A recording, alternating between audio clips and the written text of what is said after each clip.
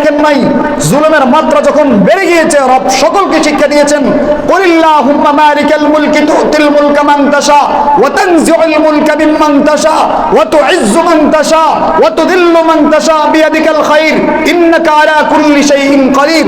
রব শিক্ষা দিয়েছেন, জানিয়ে দিয়েছেন, বুঝিয়ে দিয়েছেন, তোমাকে রাজত্ব দিয়েছি, 2 দিনের রাজত্ব পায়া তুমি মানুষের উপর জুলুম করা শুরু করে দিয়েছো। তো তুমি জানো না আমি যাকে চাই রাজত্ব দেই, আমি যাকে চাই ওয়া তানজিউল মুলকা মিম্মান তাশা, যার থেকে চাই তার থেকে রাজত্বকে ছিনিয়ে নেই, যাকে চাই তাকে সম্মান দেই, ইজ্জত দান করি, যাকে চাই তার থেকে মুহূর্তের মধ্যে রাজত্বকে ছিনিয়ে নেয়া, দেশ ত্যাগ করাই। তুমি কি জানো না যাকে চাই তাকে সম্মান দিয়ে, রাজত্ব দিয়ে, পৃথিবীর মধ্যে বাদশা বানিয়ে, সম্মান দিয়ে, রাজ মুকুট পরিয়ে তাকে সমস্ত পৃথিবীবাসীর উপরে উঁচু বানিয়ে নেই, যাকে চাই তাকে সমস্ত মানুষের সামনে মাথা নত করে সিংহাসন থেকে নামিয়ে শত বাহিনী, পুলিশ বাহিনী, র্যাব বাহিনী, আর্মি, বিডিআর, বিজিবি, শত বাহিনী, হাজার বাহিনী থাকা সত্ত্বেও রব লাথি মেরে সিংহাসনকে ছিনিয়ে নিয়ে দেশ ত্যাগ করিয়ে শিক্ষা দেয়, অপমান করে, লাঞ্ছনা করে শিক্ষা দেয়। রব যাকে চায় সম্মান দেয়, যাকে চায় তার থেকে সম্মানকে ছিনিয়ে নেয়। সুতরাং কখনো মানুষের উপর জুলুম, নির্যাতন, অত্যাচার, অনাচার করো না।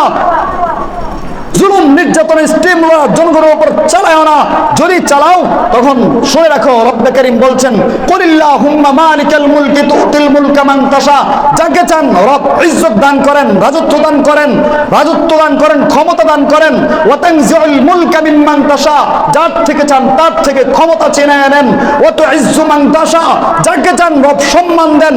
ওয়া তানজিউল মুলকা মিম্মান তাশা ওয়া তুইজ্জু মান তাশা ওয়া তুযিল্লু মান তাশা, যাকে চান তার থেকে রব্বে কারীম ক্ষমতা ছিনিয়ে না, তাকে অপমান করেন, লাঞ্ছিত করেন, অপদস্থ করেন।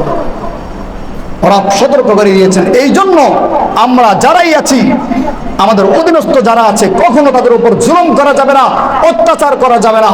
যদি তাদের উপর আমরা জুলুম করি, রব এক সময় আমাকে টাকা পয়সা, অর্থ সম্পদ সবকিছু দিয়েছেন, তো আমরা যখন জুলুম করব রব আমাদের থেকে সেই রাজত্বকে ছিনিয়ে নেবেন, আমাদের থেকে ক্ষমতা পাওয়ার ছিনিয়ে নিয়ে রব আমাদেরকে লাঞ্ছিত করবেন, অপদস্থ করবেন, অপমান করবেন। এটাই স্বাভাবিক।